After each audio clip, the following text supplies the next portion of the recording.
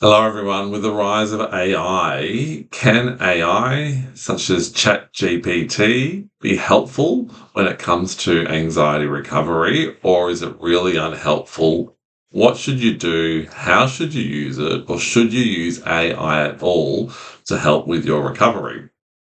So, I'm going to give you an example here of putting in a prompt into GPT, I can never say it properly, it's a bit of a mouthful, to give you an example. So, is using Chat GPT or some other form of AI, is it helpful? Is it the same as Googling, which I'm sure you know any sufferer who's Googled something at some point has gone down the rabbit warren of fear because you've searched for something and you've got negative reassurance or no reassurance, or they've prompted you to take the symptom that you're Googling, the current thought, intrusive thoughts, the palpitations, some sort of dizziness, derealization, and it's given you a whole lot of things to worry about that you've ended up taking the condition very seriously. So is ChatGPT helping you with recovery or not?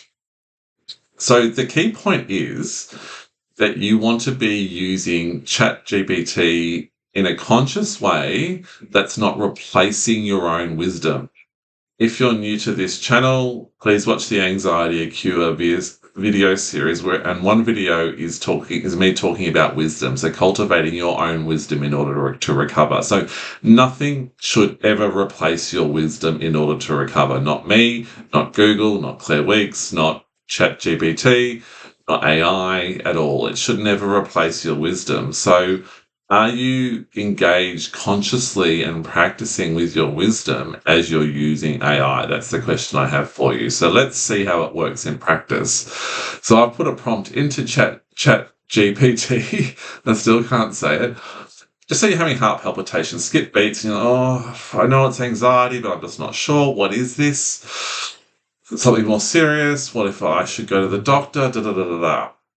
But maybe you're conscious, you kind of had it before. Maybe you've been to the GP and you've had it checked out already, so you know it's anxiety. So you put the prompt in, and maybe you think, well, I like Sam's work, so I'm just going to prompt Chat GPT to be a bit more helpful. I'm not just going to do a general Google or a general question around palpitations because I know that might be unhelpful. So I'm going to go say, what does Samuel Eddy say about heart palpitations and anxiety? That's the thing that you type into Chat GPT. Now, it's pretty good. It sort of seems to say some things that I say. Um, it gives you a warning that it's not medical advice. Great. But it provides you a bit of an overview of what I say. So I talk about the fact that it's very common, which it pulls out. Um, they're common symptoms of anxiety or panic type states. He frames them as not necessarily a sign of something broken or dangerous. Great. So hopefully that helps you practice, go loose, allow as a reminder. It reminds you that it's all about soothing your overactive flight or fight response. It talks about allowing. That my emphasis on allowing, which is all good stuff. Now, at some point, you don't want to just go, oh, great, that's good, and then you get reassurance and you go off back to being busy.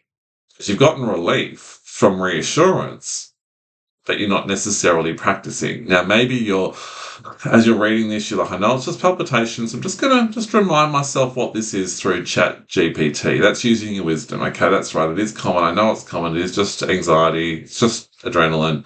I'm going to allow it, no problem. And then you finish and you go. That would be a wisdom-focused use or a wisdom-based use of AI as opposed to just a general sort of what's going on, or using it just to get reassurance but not practicing.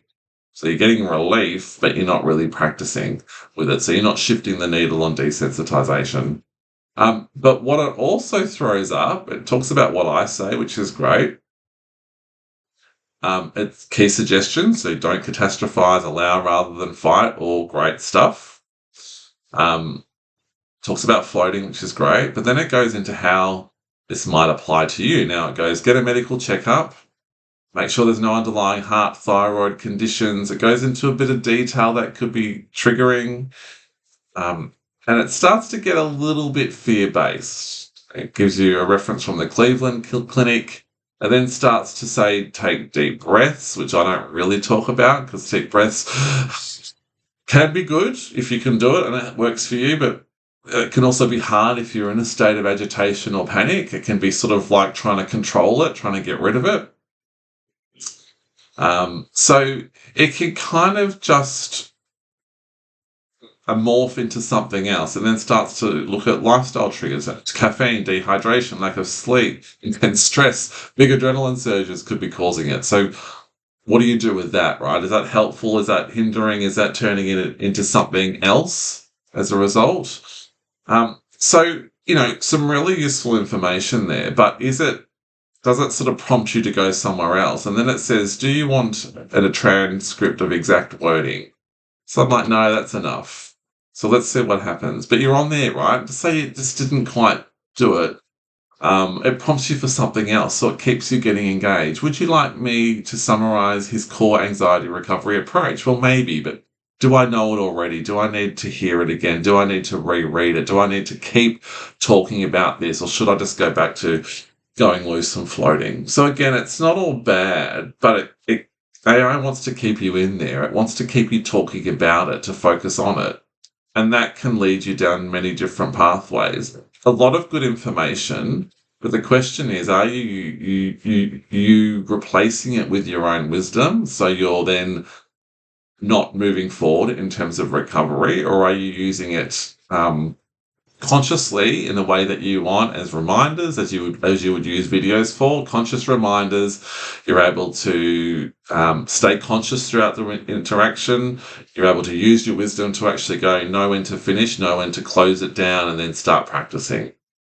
So that's the way I think about it, because you can end up prompting your way into some sort of anxiety provoking situation that you never meant to get into, the same as Google.